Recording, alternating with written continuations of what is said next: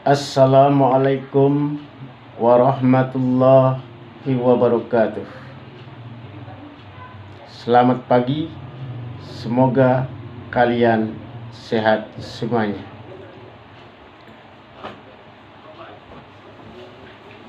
Marilah kita belajar sejarah Indonesia kelas 12 semester ganjil bersama Wawan Setiawan SPD GR, guru SMA Negeri 31 Jakarta Timur.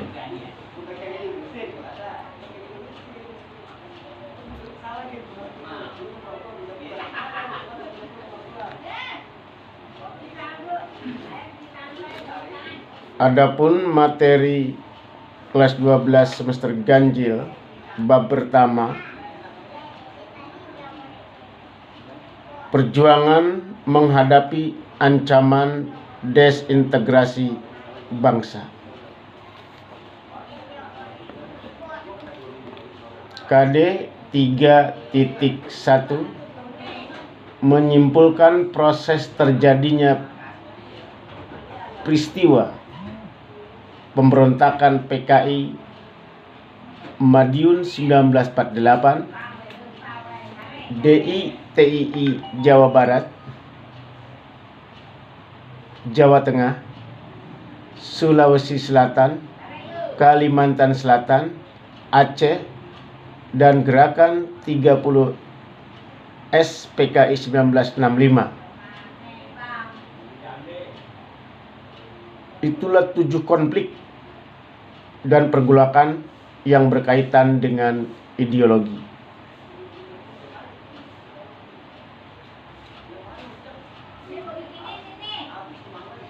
Menyimpulkan proses terjadinya peristiwa pemberontakan Andi Agis, APRA, RMS merupakan konflik dan pergolakan yang berkaitan dengan kepentingan atau vested interest.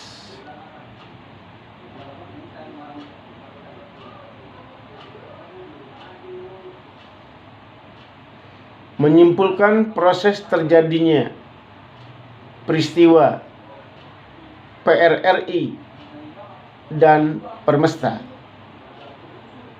merupakan konflik dan pergolakan yang berkaitan dengan pemerintahan. Itulah bahasan KD 3.1.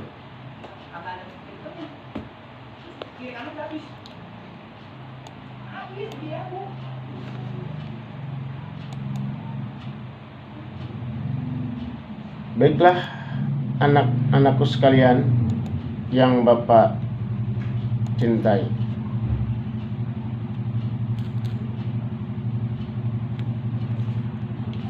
Jadi perjuangan menghadapi ancaman desintegrasi bangsa atau di sini pergolakan dalam negeri 1948 sampai 1965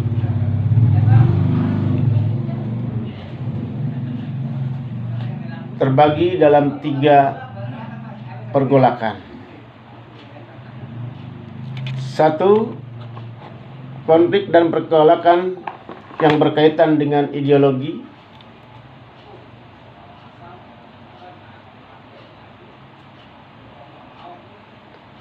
Ada 7 pergolakan. Yang kedua, konflik dan pergolakan yang berkaitan dengan kepentingan. Ada 3 pergolakan. Dan yang ketiga, konflik dan pergolakan yang berkaitan dengan sistem pemerintahan. Ada 2 pergolakan.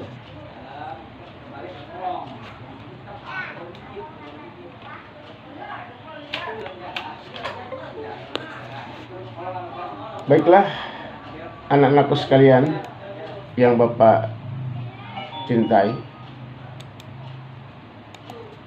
kita akan mulai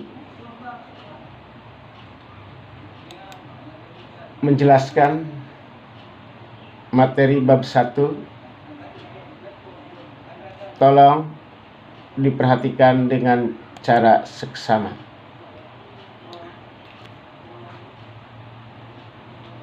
Ancaman desintegrasi Indonesia di awal kemerdekaan.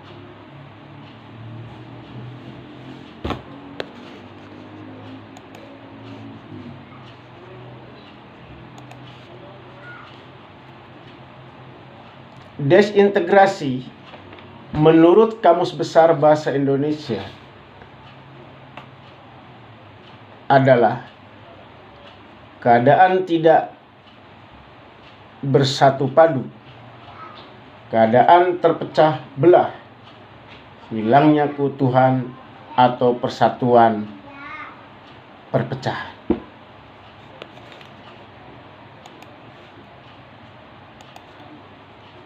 Desintegrasi juga bisa diartikan sebuah kondisi atau keadaan hilangnya keharmonisan, ketidakutuhan atau perpecahan yang terjadi dalam suatu masyarakat.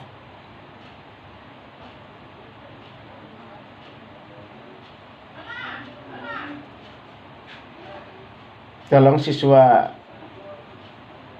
kelas 12 perhatikan, simak dengan baik.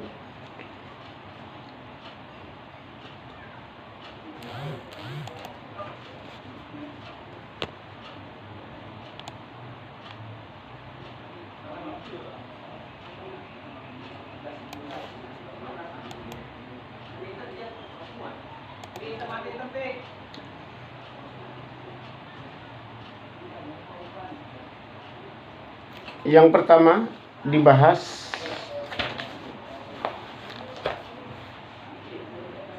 konflik dan pergolakan yang berkaitan dengan ideologi. Bapak akan menjelaskan 7 pergolakan.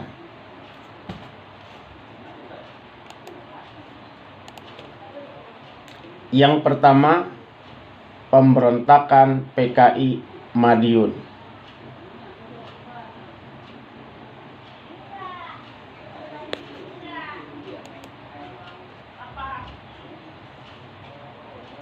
Terjadi pada tanggal 18 September 1948 yang dipimpin oleh Musso.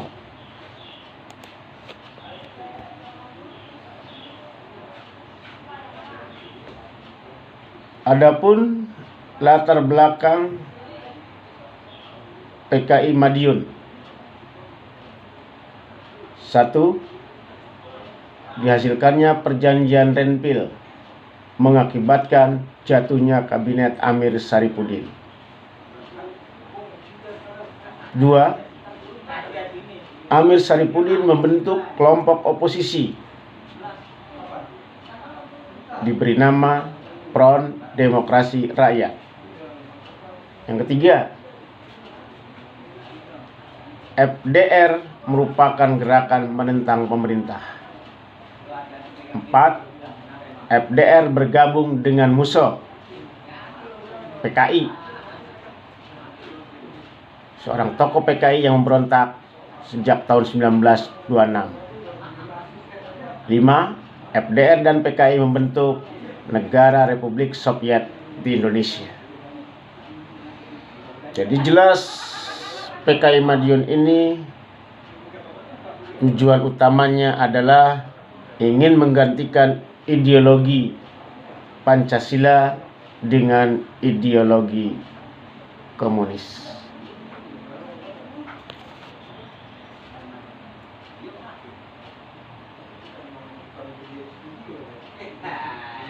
Yang kedua, pemberontakan DITI Jawa Barat, Darul Islam, Tentara Islam Indonesia.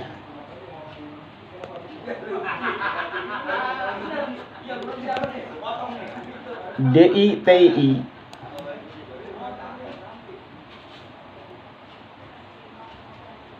Jawa Barat dilatar belakangi gagalnya perjanjian Renville.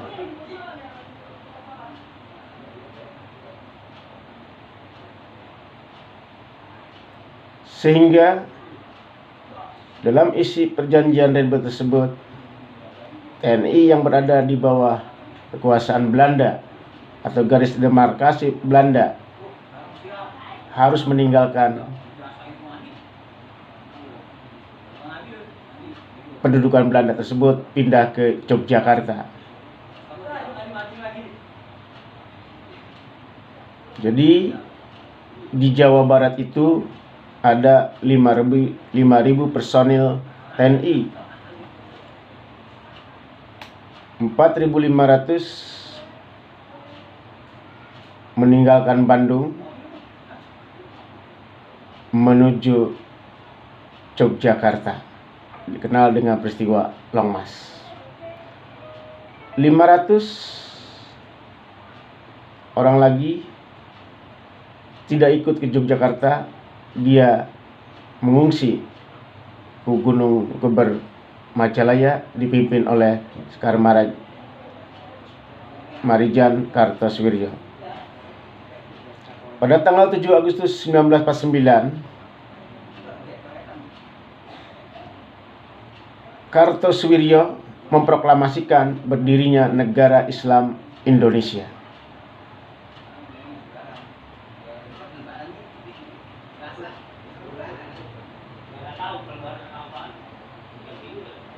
Dengan anggotanya 500 orang tersebut.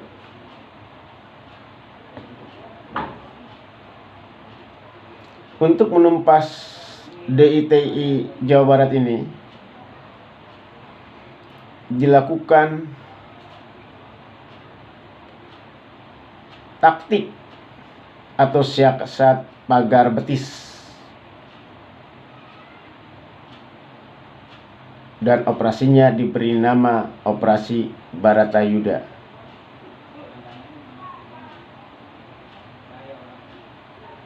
Penumpasan DITI Jawa Barat ini dipimpin Abdul Haris Nasution. Akhirnya Kartosoewirjo dijatuhi hukuman mati 16 Agustus 1962. Yang kedua, DITI Jawa Tengah.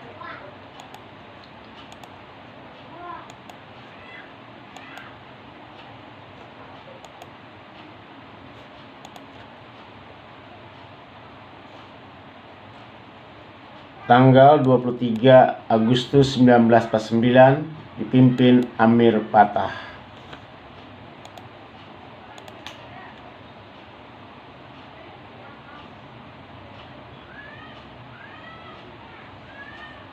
Yang basis pertahanannya dari daerah Tegal, Brebes, dan Pekalongan.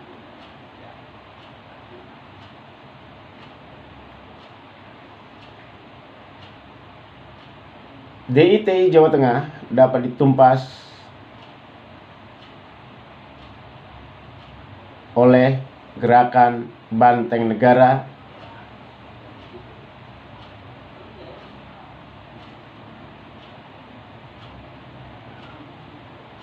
di bawah pimpinan Letkol Sarbini.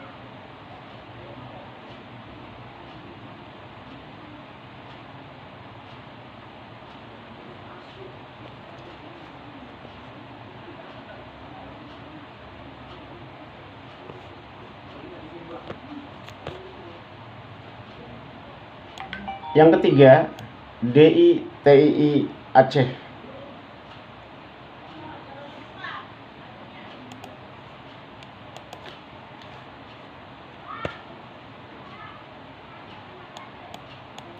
September 1953 dipimpin Tengku Daud Bereh.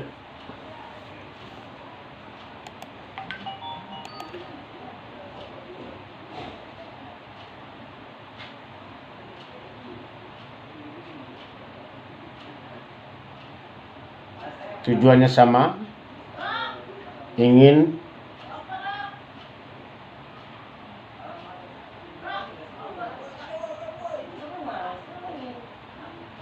melanjutkan cita-cita Kartosoewirjo.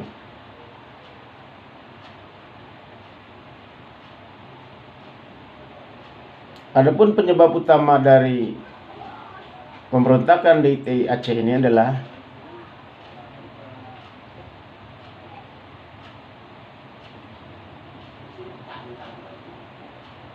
masalah otonomi daerah.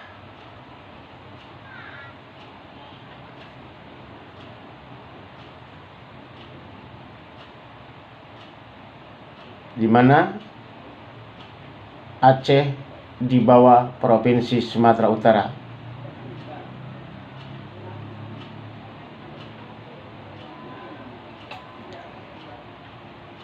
Untuk menyelesaikan DITI Aceh, yaitu dengan operasi militer dan musyawarah. Akhirnya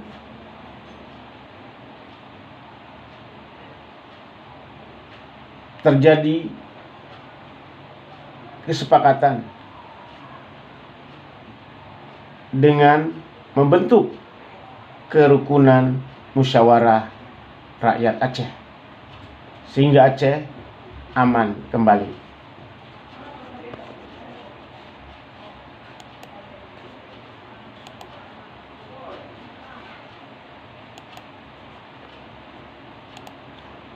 Kemudian yang keempat, DITI Sulawesi Selatan. Ini terjadi pada tanggal 17 Agustus 1953 dipimpin Kahar Mujakar.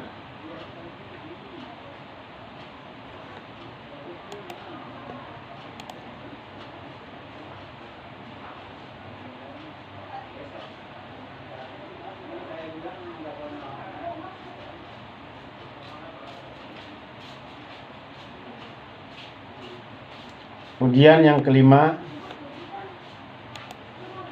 DITII Kalimantan Selatan 8 Januari 54 dipimpin Ibnu Hajar.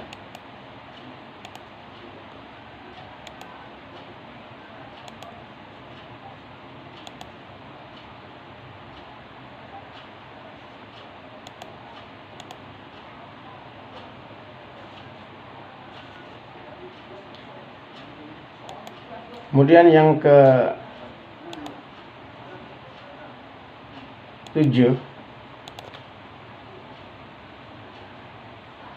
pemberontakan G30S PKI Jakarta 1965 dipimpin oleh Dipa Nusantara Aidit.